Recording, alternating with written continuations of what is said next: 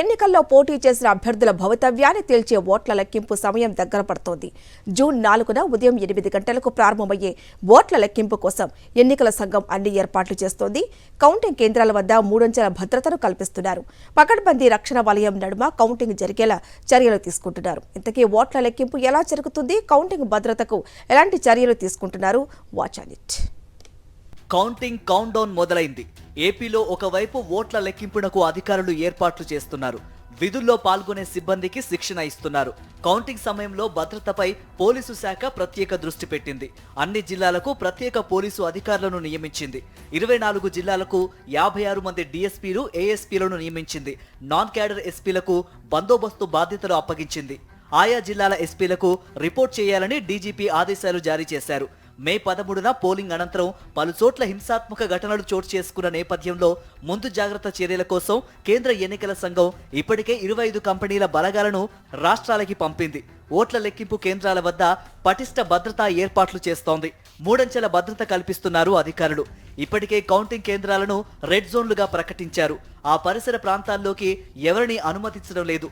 మొత్తం ఓట్ల లెక్కింపు ప్రక్రియలో 25,000 మందికి పైగా ఉద్యోగులు పాల్గొననున్నారు. వారందరికీ 2 రోజుల శిక్షణ ఇవ్వనున్నారు. ఆ తర్వాత ర్యాండమైజేషన్ ద్వారా ఉద్యోగులను నియోజకవర్గాలకు కేటాయిస్తారు. జూన్ 4న ఉదయం 8 గంటలకు మొదట పోస్టల్ బ్యాలెట్ల లెక్కింపుతో కౌంటింగ్ ప్రక్రియ మొదలవుతుంది. 8:30 ఈవీఎంలలోని ఓట్ల లెక్కింపును ప్రారంభిస్తారు. మొత్తం ఈ ఓట్ల ప్రక్రియను నిశితంగా పరిశీలించడానికి 175 అసెంబ్లీ నియోజకవర్గాలు, 25 పార్లమెంటు నియోజకవర్గాలకు ఒక్కొక్కరు చొప్పున మొత్తం 200 మంది కేంద్ర పరిశీలకులతో పాటు 200 మంది రిటర్నింగ్ ఆఫీసర్లను నియమించారు. అసెంబ్లీ, పార్లమెంటుకు ఒకేసారి ఎన్నికలు జరగడంతో ఈవీఎంలు తారుమారు కాకుండా ఉండటం కోసం స్ట్రాంగ్ రూముల నుంచి తీసుకువచ్చే సిబ్బందికి వేర్వేరు రంగుల్లో యూనిఫామ్ కేటాయించి ఈవీఎంలను తరలిస్తారు. వాటి సీరియల్ నెంబర్ ప్రకారం ఒకదాని తర్వాత ఒకటి కౌంటింగ్ టేబుళ్లపైకి చేరుస్తారు. పోలైన ఓట్ల ఆధారంగా ఎన్ని రౌండ్లు కౌంటింగ్ అన్నది లెక్కించి దాని ప్రకారం టేబుళ్లను ఏర్పాటు చేస్తారు. ఈవీఎంలలో నమోదైన ఓట్లు, వీవీప్యాట్లో నమోదైన ఓట్లు సరిగ్గా ఉన్నాయా లేదా అన్నదాన్ని పరిశీలించడం కోసం ర్యాండమ్గా 3 వీవీప్యాట్లు ఎంపిక చేసి 3ంటిని లెక్కిస్తారు. ఇది కూడా ఈవీఎంల లెక్కింపు పూర్తయిన తర్వాత మాత్రమే చేస్తారు.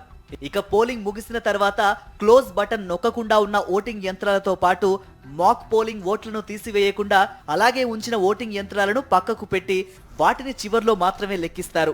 అది కూడా పోటీ హోరాహోరీగా ఉంటేనే. మెజారిటీ ఉంటే ఇలా అభ్యంతరాలు వ్యక్తం చేసిన ఓటింగ్ యంత్రాలను లెక్కించకుండా పక్కకు పెట్టేస్తారు. ప్రతి రౌండ్ ఫలితాలను కేంద్ర ఎన్నికల సంఘం అందుబాటులోకి తీసుకువచ్చిన సువిధ యాప్లో నమోదు చేసిన తర్వాతనే ఆర్ఓ ఫలితాలను ప్రకటించాల్సి ఉంటుంది.